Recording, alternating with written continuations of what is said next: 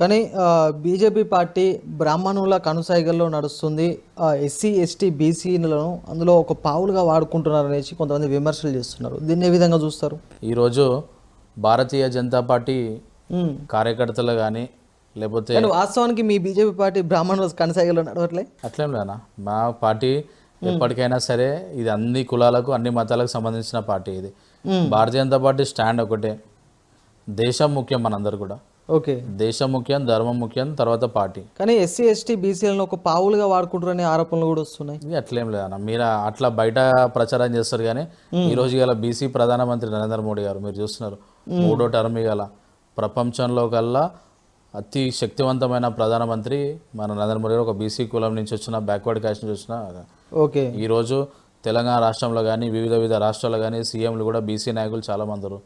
ఎస్సీలు ఉన్నారు, ఎస్టీలు ఉన్నారు. తెలంగాణ రాష్ట్రంలో బీజేపీ పార్టీలో వర్గ విభేదాలు ఉన్నాయి, కుమ్లాటలు ఉన్నాయి అనేసి కొన్ని కథనాలు వస్తున్నాయి. దీని ఏ విధంగా చూస్తారు? అవి కేవలం కథనాలు మాత్రమే. అందరు నాయకులు ఐకమత్యంగా ఉన్నారు, ఐకమత్యంగా పనిచేస్తున్నారు. రానున్న రోజుల్లో వచ్చే ఎన్నికల్లో ఖచ్చితంగా భారతీయ జనతా పార్టీ అధికారంలోకి వస్తుంది. ప్రజలందరూ కూడా చూసుకున్నారు. బీజేపీ పార్టీ రాష్ట్ర అధ్యక్షులుగా బండి సంజయ్, ప్రస్తుతం ఇప్పుడు రామచంద్రరావు.